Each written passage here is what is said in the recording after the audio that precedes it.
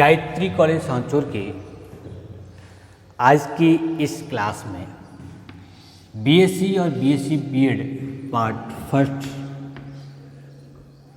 में उपस्थित सभी विद्यार्थियों का हार्दिक स्वागत है। आज हम इस क्लास में डिस्कस करेंगे सब्जेक्ट्स बॉटनी का एक टॉपिक और आज का टॉपिक है एल्बुगो या इसको सामान्य भाषा में सिस्टोपस कहा जाता है। एल्बुगो एक प्रकार की कवक है जो सामान्य तौर पर क्रूसीफेरी के प्लांट्स पर वाइट रस्ट नामक डिजीज फैलाती है। तो हम जो पढ़ने जा रहे हैं वो क्या है, एक फंजाई है, कवक को पढ़ने जा रहे हैं। इस कवक के पेपर से हमने इससे पूर्व ईस्ट के बारे में पढ़ा था। वही कवक जो एक सिंगल सेल है और शर्करा कवक के नाम से जानी जाती है के बारे में हमने उसको डिटेल से पढ़ा था। उसकी लाइफ साइकिल के बारे में पढ़ा था कि किस प्रकार से उसकी वर्गीकृत स्थिति होती है, उसकी कायिक संरचना कैसी होती है, उसमें जनन किस विधि के द्वारा होता है और उसमें पीढ़ी एकांतरण किस प्रकार से पाया जाता है, आर्थिक महत्व क्या होता है, इसके बारे में हमने पहले पढ़ा था। इसी प्रकार से हम आज से इस एल्बुगो को पढ़ना प्रारंभ करेंगे।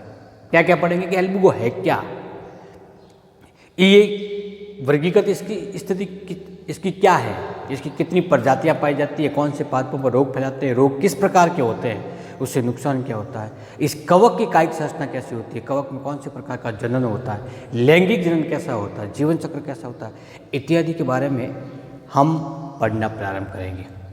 तो ये एल्बुगो का टॉपिक लंबा टॉपिक, हम छोटे छोटे भागों में ईस्ट की तरह ही छोटे छोटे भागों में डिवाइड करके इसको पढ़ेंगे। तो आज की इस क्लास में हम ये डिस्कस करेंगे कि एल्बुगो के द्वारा कौन से प्रकार के रोग फैलते हैं, रोग कैसे होते हैं और उसकी कायिक संरचना कैसी होती है। तो आइए प्रारंभ करते हैं आज का अपना ये टॉपिक। एल्बुगो की वर्गीकृत स्थिति जिसको हम सिस्टेमेटिक पोजीशन के नाम से जानते हैं, इस सिस्टेमेटिक पोजीशन इस प्रकार की है। इसका जगत माइकोटा है, डिवीजन यूमाइकोटा है, सब डिवीजन या उप डिवीजन मैस्टिगोमाइकोटिना कहलाता है। इसको वर्ग ओमाइसिटीज में रखा गया है जिसका गण स्पोरेलीज है। इस कवक का कुल एल्बुजिनेसिस है और इसका वंश एल्बुगो है। इंग्लिश में यदि कहें तो इसको kingdom mycota, division Eumycota, subdivision Mastigomycotina, class Oomycetes, order Peronosporales, family Albuginaceae and genus Albugo. Family Albuginaceae में केवल एक सिंगल जीनस है एल्बुगो और इस एल्बुगो की एकल जीनस के लगभग विश्व में 30 स्पीशीज पाई जाती है। कितनी है? 30 प्रजातियां पूरे विश्व में पाई जाती है। उसमें से इस 30 में से 18 स्पीशीज या प्रजातियां भारत में देखने को मिलती है या रिपोर्ट की गई है। उसमें से कुछ का एग्जाम्पल दिया गया है, जैसे एल्बुगो ब्लिटाई, एल्बुगो कैंडिडा, एल्बुगो प्लेटिनेंस, एल्बुगो ट्रेगोपोगेनिस। कितने स्पीशीज के बारे में डिस्कस किया आपने? 4 स्पीशीज। इस प्रकार से कुल 18 प्रजातियां भारत के अंतर्गत मिलती है जो विभिन्न पादपों पर रोग फैलाने का कार्य करता है। एग्जाम्स के अंदर डेफिनेट पूछा जाता है कि किसी भी एक जीनस की 2 स्पीशीज, जैसे फॉर एग्जांपल एल्बुगो की 2 प्रजातियां लिखी, तो हम चारों में से कोई 2 प्रजातियां आपको लिखनी होती है। इसके लिए पहले वंश लिखोगे, उसके बाद में उसकी जाति लिखोगे। एल्बुगो जिसका सामान्य नाम क्या है, सिस्टोपस, का वितरण विश्व में सभी भागों में पाया जाता है, सर्वत्र सर्वव्यापी होता है, यूनिवर्सल होता है। ये मुख्य रूप से अविकल्पी परजीवी है। परजीवी इसका मतलब हमेशा ये जीवित कोशिकाओं को ही संक्रमित करती है, लेकिन है कैसा अविकल्पी, जीवित कोशिकाओं के अभाव में ये अपना जीवन यापन या जीवन चक्र पूरा नहीं कर पाता। इसके बाद कोई विकल्प नहीं है कि वो परजीवी कोशिका की अनुपस्थिति में किसी मृत कार्बनिक पदार्थ से अपना पोषण प्राप्त करें। और कभी कभी ये उच्च वर्गीय पादपों में अंतःपरजीवी कवक के रूप में भी पाई जाती है। तो ये मूल रूप से अविकल्पी है, लेकिन अंतःपरजीवी के रूप में पाई जा सकती है। इसकी कायिक संरचना पढ़ने से पहले हम देख लेते हैं कि कौन से रोग फैलाता है, मुख्य रूप से रोगजनक है। तो इस कवक के द्वारा, कौन से कवक, एल्बुगो के द्वारा क्रूसीफेरी, एस्ट्रेसी, अमेरंथेंसी और कॉनोलेसी जैसी फैमिलीज के प्लांट में इस कवक के संक्रमण के द्वारा रोग फैलता है। मुख्य रूप से जो प्रभावित होती है वो कौन सी है, क्रूसीफेरी। और इस कुल में कौन कौन से प्लांट आते हैं, जैसे सरसों है, पत्ता गोभी है, फूल गोभी है, इत्यादि प्रकार के, मूली है। इस रोग के लक्षण क्या होता है, तो दो प्रकार के लक्षण इसमें देखने को मिलते हैं। एक लक्षण होता है जिसको हम श्वेत स्फोटिका या वाइट रस्ट रोग कहते हैं, और दूसरा होता है वो कहलाती है हाइपरट्रॉपिज्म या तीव्रती, फ्लेसीनेस या मौसलता, और डिस्ट्रॉशन अथवा विरूपण। तो कुल 5 प्रकार की रोग और 4 प्रकार के रोग इस कवक के द्वारा फैलते हैं। तो मुख्य कौन से है, अतिवृद्धिता और श्वेत स्फोटिका। होता कैसा है, जैसे रेफेनस या आइपोमिया बटाटा बीटा वोल्गस जैसे प्लांट्स के अंतर्गत, जो किससे रिलेटेड है, इन 4 फैमिली से। इसकी तने पर कवक के संक्रमण के फलस्वरूप छोटी छोटी गांठों का निर्माण होना प्रारंभ हो जाता है, गॉल्स बन जाती है, और गॉल्स बनने के कारण इसकी वृद्धि रुक जाती है। अथवा क्रूसीफेरी की मेंबर्स के ऊपर है तो पर्ण पर इसके रोग दिखते हैं, वो कौन से, श्वेत स्फोटिका कहलाते हैं। होते कैसा है, सबसे पहले कवक के संक्रमण के फलस्वरूप पर्ण की निचली सतह पर छोटी छोटी स्फोटिका, स्पॉट बनना प्रारंभ होते हैं, छोटे छोटे, जो एक स्पॉट दूसरे स्पॉट से जुड़ जाते हैं। जैसे एक स्पॉट छोटा सा यहाँ है, दूसरा यहाँ पे है, तीसरा यहाँ पे। तो जब ये स्पॉट आपस में मिल जाते हैं तो एक बड़े से स्पॉट के रूप में परिवर्तित हो जाते हैं। तो छोटे स्पॉट मिलकर बड़े स्पॉट का निर्माण करता है। जब रोग की तीव्रता अधिक होती है, उग्रता होती है, उस स्थिति में निचली सतह के साथ साथ ऊपरी सतह पर भी इस प्रकार के स्पॉट देखने को मिलते हैं। इस स्फोटिकाओं के कारण एपिडर्मिस और मेसोफिल की कोशिकाएं विघटित होना प्रारंभ हो जाती है। कैसे होता है ये अब जनन क्रिया के अंदर इसको हम डिस्कस करेंगे। या फिर दूसरी है वो अतिवृद्धि अथवा मांसलता हो जाती है। उस स्थिति में तना है, पर्ण है, पुष्प है, फल है, कोई व्रंतीय भाग है, ये मूल रूप से प्रभावित होगा। और इसमें होगा क्या, सामान्य से अधिक वृद्धि हो जाएगी, अथवा तना और पुष्प मांसल संरचनाओं में परिवर्तित हो जाते हैं। मांसल फ्लेश मोटा, जिसमें जल संग्रहण अधिक हो जाता है, जिसके कारण उस पादप भाग का आकार पूर्ण रूप से परिवर्तित हो जाता है, विरूपण हो जाता है। इसको नाम देते हैं विरूपण, आकार में परिवर्तन होना। कुरूपता आना क्या कहलाएगा, विरूपण कहलाएगा। अब मान लेते हैं कि तना है, सरसों का तना है, वो मांसल हो गया। फूल गोभी जो भाग खाने योग्य होता है वो मूल पूर्ण रूप से मांसल होगी, इसमें वृद्धि ज़्यादा होगी तो पर्णिक संरचना विकसित होगी। ऐसा भाग खाने योग्य नहीं होता। तो एल्बुगो के द्वारा मुख्य रूप से श्वेत स्फोटिका, अतिवृद्धि, मांसलता या विरूपण नामक रोग होते हैं। और इस कवक का संक्रमण वायवीय भाग जैसे व्रांत, पर्ण, स्तंभ, पुष्प या फल में देखने को मिलता है। कवक के संक्रमण के फलस्वरूप फसली पादपों में ग्रोथ कम होने के कारण उत्पादकता सीधी सी प्रभावित होती है।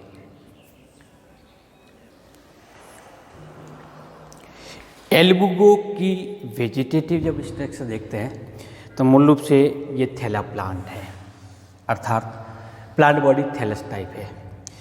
इसमें पाया जाने वाला कवक तंतु शाखित होता है।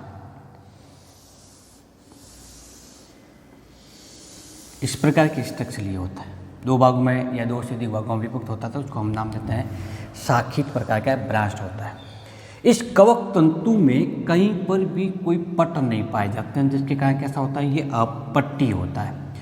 और अपट्टीय या पटहीन होने के कारण इसमें पाए जाने वाले सभी केंद्रक का तात्पर्य हुआ एक से अधिक प्रकार के अधिक केंद्रक उपस्थित होंगे, तो ये एक बहुकेंद्रिकीय अवस्था कहलाती है। ऐसा इसीलिए हुआ होगा कि विभाजन क्रिया के दौरान केंद्रक विभाजन तो हो गया लेकिन जीवधरी विभाजन नहीं हुआ, फलस्वरूप संपूर्ण तंतु एक कोशिका के रूप में कार्य कर रही है, लेकिन इसमें केंद्रक एक से अधिक होते हैं, तो ये बहुकेंद्रीय की अवस्था कहलाती है। तो ये क्या है? केंद्रक है। इस बहुकेंद्रीय संरचना को सकोशिकीय संरचना भी कहते हैं। इसके साथ साथ में इसमें छोटी छोटी कई वैक्यूल्स पाई जाती है, छोटी छोटी वैक्यूल्स, ये रिक्तिका कहलाती है। रिक्तिका के साथ साथ में इसमें सघन जीवद्रव्य पाया जाता है।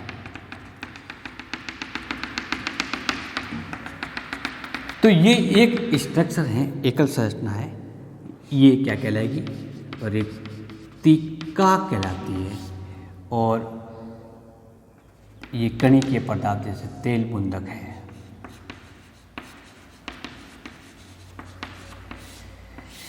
एक जो स्ट्रक्चर है वो कवक तंतु कहलाता है, या हम इसको हाइपी भी कह सकते हैं, एक कवक तंतु। और बहुत सारे कवक तंतु आपस में जुड़ करके, उलझ करके एक संरचना का निर्माण कर देता है, जो जाल संरचना होती है उसको हम कवक जाल कहते हैं। तो मूल रूप से ये थैलस साकित पठिन सकोशिकीय कवक जाल युक्त होता है। अब इसमें पाई जाने वाली सबसे बाह्य परत इसकी कोशिका भित्ति कहलाती है। कोशिका भित्ति, क्योंकि ये कवक है इसलिए इसकी कोशिका भित्ति किससे निर्मित होगी? काइटिन से होती है। सेल्यूलोज इसके अंतर्गत नहीं पाया जाता, लेकिन कुछ मात्रा में सेल्यूलोज ओमाइसीटीज वर्ग के सदस्यों में पाया जाता है। इसका पूरा का पूरा जीवद्रव्य होता है वो कणिका में होता है। कणिका में होने का कारण क्या है कि इसके अंतर्गत कई रिक्तिकाएँ, एक से अधिक प्रकार के केंद्रक, तेल बूंदक, ग्लाइकोजन कणिकाएँ इत्यादि पाई जाती है। इसके लिए इसके कारण कैसा होगा?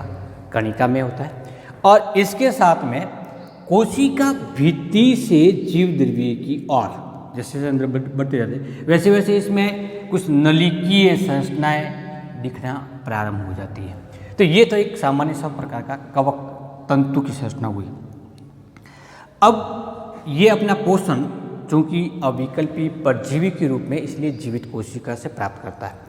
तो जहाँ कहीं पर भी ये संक्रमण फैलाता है और संक्रमण फैला करके सबसे पहले क्या करेगा? ये कवक जाल का निर्माण करेगा। लेकिन ये संक्रमण मुख्य रूप से मीजोफिल युक्त क्षेत्र में अथवा कॉर्टेक्स कोशिकाओं के मध्य होता है। या तो मीजोफिल होगा, पर्ण होगी तो मीजोफिल होगा, अन्यथा किस भाग में होगा? कॉर्टेक्स क्षेत्र में। कॉर्टेक्स क्षेत्र में ये संक्रमण करके क्या करेगा? सबसे पहले कवक जाल का निर्माण करता है। जहाँ जहाँ पे उसको स्पेस दिखाई देता है वहाँ वहाँ पे ये कवक जाल का निर्माण कर देता है। तो इस प्रकार से पूर्ण रूप से विकसित कवक जाल बन जाता है। कॉर्टेक्स क्षेत्र में ही क्यों किया? तो इसका कारण क्या है? क्योंकि इस कवक को पोषण प्राप्त करना, ग्रोथ करनी है।